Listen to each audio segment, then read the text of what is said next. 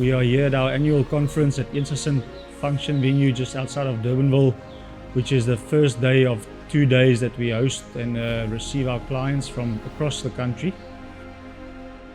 Between the 2 days, we will have about 300 guests visiting us. We had speakers from around the world. This year we had 2 from the US, a speaker from Wales and a speaker from Israel. And I would say the main focus of this year's conference was cow comfort, and especially cow longevity and productive life. I think if you have to look at all the different figures available, if you talk to any dairy farmer or stockman, that the biggest point of focus on a farm these days will have to be productive life and cow longevity, making our cows last longer. Research has shown that it takes almost up to 2 lactations, mostly 1.5 lactations, for a cow to pay back her rearing costs. And so the cow only becomes profitable towards the end of a second lactation. So the emphasis the last few years has been on cow comfort and management practices that enables a cow to stick around for much longer. Over the 2 days we'll have about 300 guests. From here we go to Riversdale, which is the second day. It's basically a carbon copy of our day here in Durbanville. The focus is more or less the same. The systems are a bit different. We primarily have Jersey cows on pasture, so it's a much more extensive approach. But I mean, at the end of the day, the basics stay the same.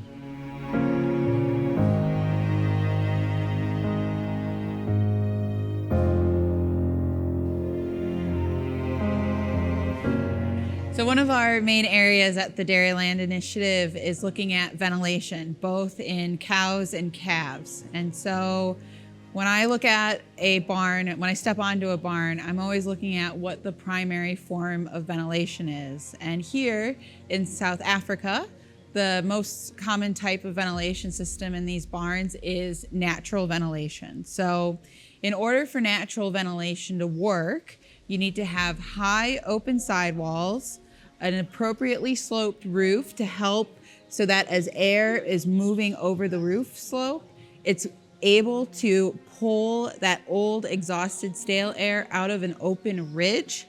Also, we need to make sure that the barn is oriented east to west to help capture those prevailing winds in the summer and try and get as many air exchanges per hour. So we're looking at 4 to 8 air changes per hour in the winter, and then up to 40 to 60 in the summer. And that's all coming in from the prevailing winds. If any of those types of if any of the barn structure has some limitations, such as not enough openings and we're getting poor ventilation into the barn, we need to look at ways to assist bringing in more fresh air. And so oftentimes we're looking at adding fans to help create fast moving air in the cow's microenvironment. And so what I like to see for a minimum cooling airspeed is 1 to 2 meters per second.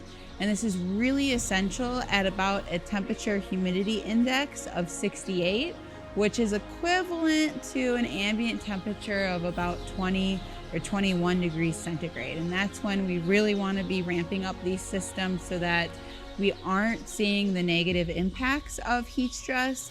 Usually, just by visually looking at cows, we'll see increased respiration rates, increased lying times, and instead, we'd like to see cows lying down, resting, chewing their cud. And so one way to look back and see if a farm has any issues with heat stress is looking back into the records and seeing if there is a decrease in milk production, a decrease in conception rate, and then an increase in lameness, which is actually typically seen in the fall when the horn of the claw grows out.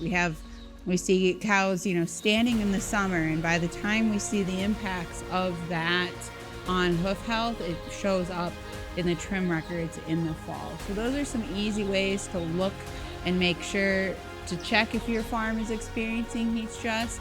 But in terms of what implementations I really want to focus on, always provide shade and access to drinking water, and then prioritize putting fans in the lactating cow pens as well as the holding areas to again create that fast moving air in the resting space of 1 to 2 meters per second.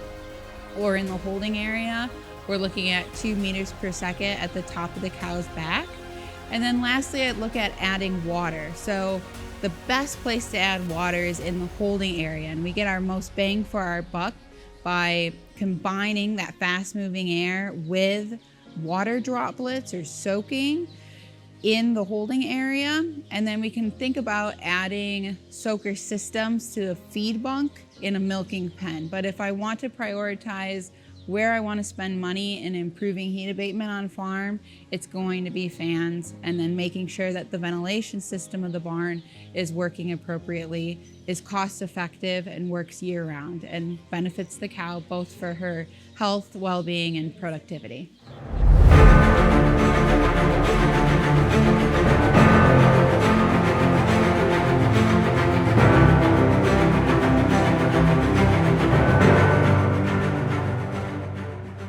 Today, the modern cow, their genetic potential is huge. It's unbelievable. Because of the genomics, that genetic company did a magnificent work, and today cows' potential is unbelievable. But most cows in the world, they don't reach that potential, and the reason, it's a multifactorial thing. It's not only one reason. First, of course, it's the feeding, the forage quality, and the way you present the feed to your cows. But this is only explanation for the 50% of the results. And the other 50%, it's what we call cow comfort. Cow comfort is including, we put the cow in the center and then we look after her needs. Where she walk, where she rest, where she eat, where she drink, and following her days in milk, is she get enough food or not. So a lot of signals that the cow can send us, we need to listen to her and to interpret it, which is one thing. And the big challenge is to implement what we see and what we learn from the cows. Because most farmers, they listen to the cows, they know what is happening, but then the action plan, usually it's not been implemented. That's at least my personal experience.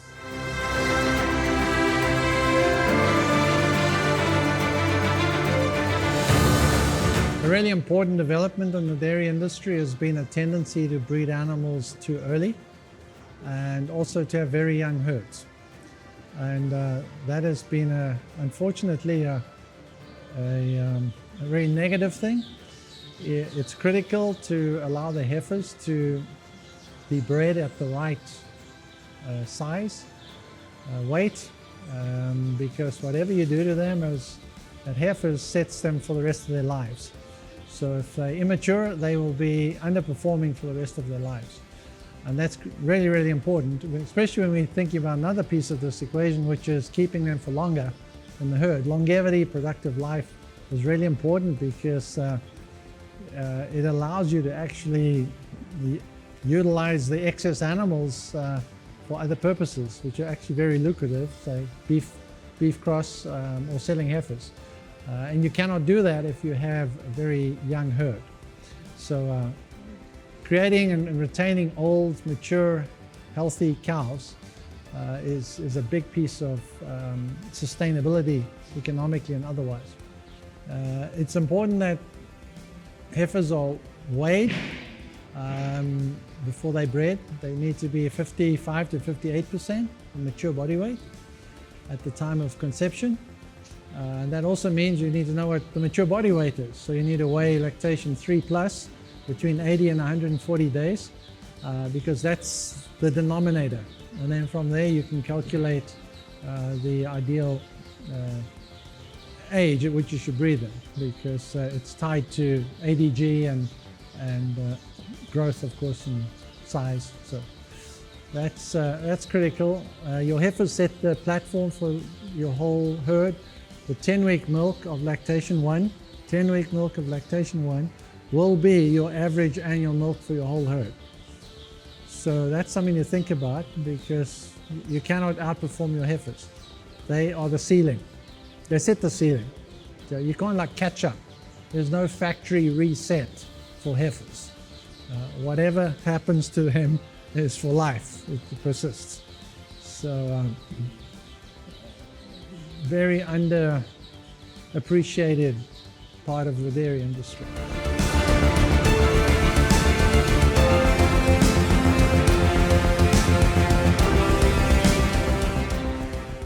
So today at the conference, we heard about the importance of the age and weight of heifers at calving and how that would impact longevity and milk production performance of the whole dairy herd.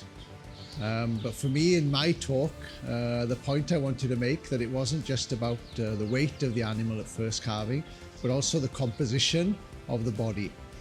So I was presenting some information and some research to the audience today, which was showing the benefits of stimulating muscle deposition in heifers during the growing phase and how this was impacting on performance during lactation.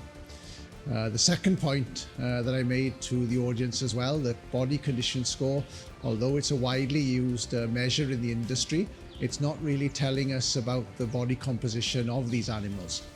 And again, even with the mature cows, having proper levels of lean muscle within the body is advantageous during transition because those cows can use this protein as an energy source and a source of amino acids to support lactation. And of course, over time, cows will lose muscle for different reasons.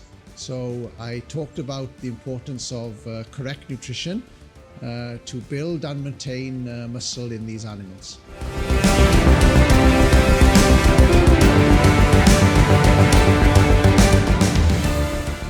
Today at the DMC conference, the key message we wanted to convey is that risk and risk management is key to any successful dairy. And in a dairy, we tend to think of the conventional risks, and that's fine, and that's good, and one should look at those. But the reality is that farmers and agriculture in general are being exposed to new and modern risks that come along with the advances that happen, be it technological, be it political, be it social. So liability becomes a big role player, and farmers are exposed on various levels. Things like directors and officers liability, where they don't normally feature, is suddenly a part of their lives, and they need to look at that. Clients and the consumers are becoming more and more reliant upon and also litigious when it comes to the products they use and the produce they buy. And farmers need to be knowledgeable about it, but also be attentive to the fact that they can be exposed in such a way that can literally put the farm at risk.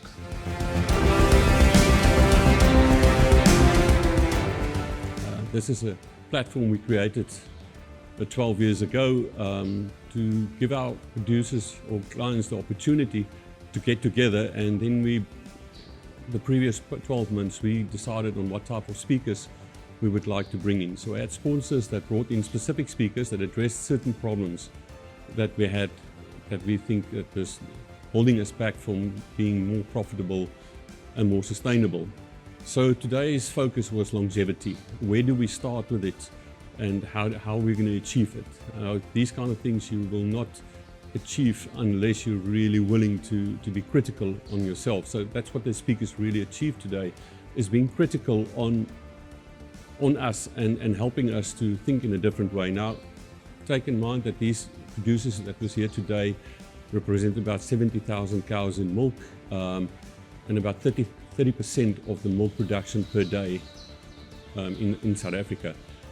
The average size of these herds are just over 600 cows in milk, and they stretch anywhere from Darling to Tsitsikamma, to Natal, to inland, as well as Zimbabwe and Namibia.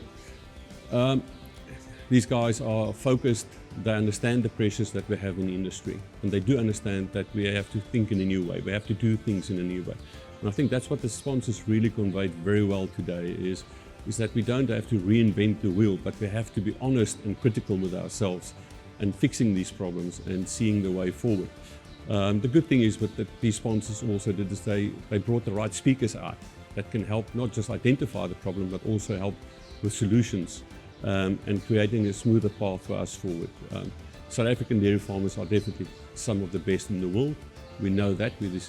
Our average size herd is the biggest, second biggest in the world. So we know what we're doing when it comes to dairy farming, and tweaking it a little bit more is what we need now to stay on top and stay ahead of the curve.